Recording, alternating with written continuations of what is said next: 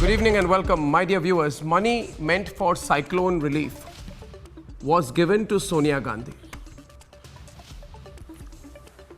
Money meant for victims of earthquakes and money meant for victims of floods was also given to Sonia Gandhi. Money meant for victims of major accidents, money meant for victims of major national disasters was also given to Sonia Gandhi. And Sonia Gandhi over years kept accepting the money. And the money kept flowing to her private trust, the Rajiv Gandhi Foundation. Money was in fact given to her private trust by none other than the Prime Minister of India. Consider the extent of this scam. Yesterday, the country came to know that Sonia Gandhi took money from the Chinese government and the Embassy of China in India.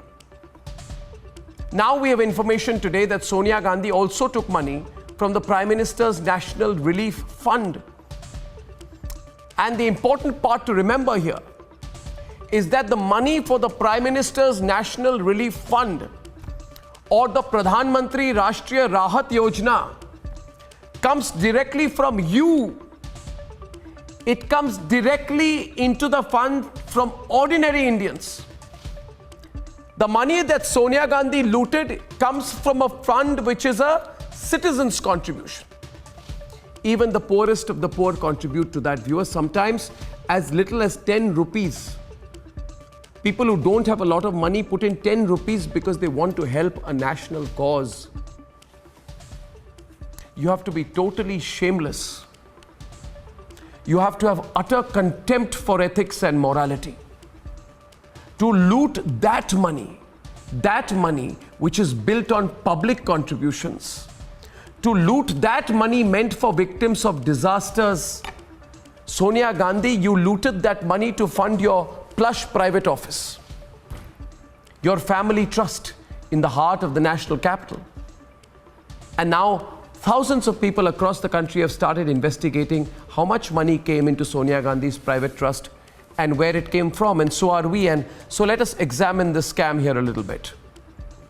Sonia Gandhi's private trust, whose control is in her hands and in the hands of the Vadra family and Rahul Gandhi, we find was taking money left, right and center from everywhere, from central government ministries. The government her party was controlling was diverting money from ministries to her private trust. This is a cash for favor scam. Those who were funding Sonia Gandhi's trust were obviously doing so to buy goodwill, political goodwill.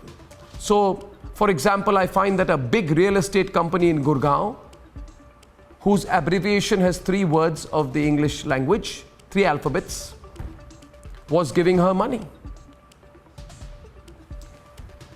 And a financial services and real estate company which is no longer as bullish and which is now being investigated by the Enforcement Directorate was also giving her money. But not just that. You will be shocked, viewers. Sonia Gandhi's trust was taking money from a huge number of ministries. The Ministry of Small Scale Industries was giving Sonia's trust money. The Human Resource Development Ministry, whose job it is to increase literacy, education across India, was giving money to Sonia Gandhi's trust. The Health and Family Welfare Ministry. The Oil and Natural Gas Corporation was giving money to Sonia's trust. Would you believe it? The Gas Authority of India Limited also was giving money to Sonia's trust. The Bank of Maharashtra was giving money to Sonia's trust. The State Bank of India, viewers, gave money to Sonia's trust not once, not twice, 3, 4, 5, 6, but 7 times. 7 times Sonia's trust took money from the State Bank of India. The Steel Authority of India, not to be left behind, was also funding Sonia's trust. All the money was going into Sonia Gandhi's trust. This is not a question of antagonism, it is a question of the truth. Sonia Gandhi has to come out and explain to the people of India how she thought she would ever get away with it. How did you ever think, Sonia Gandhi, that you would get away with it? The entire nation's scrutiny is on you and your dubious business. You have to now come in public domain and explain. How is this not conflict of interest? Explain to me, Sonia Gandhi. Explain to me.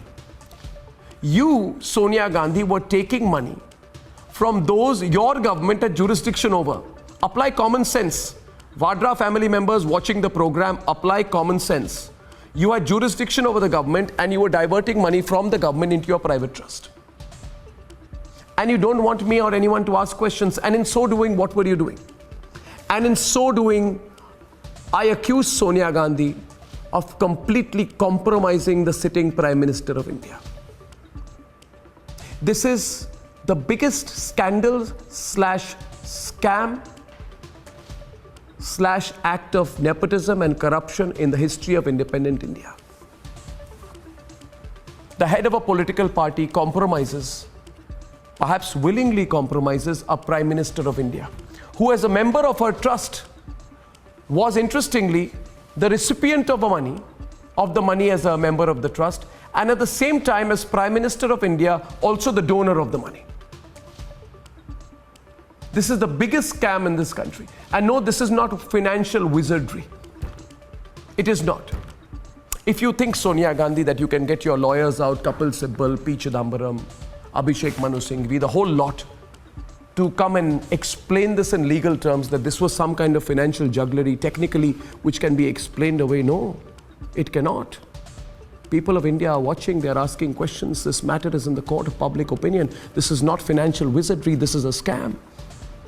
This is not just nepotism. For nepotism, I believe, is too mild a word. This is corruption. Public funds into Sonia Gandhi's trust. Foreign funds into Sonia Gandhi's trust.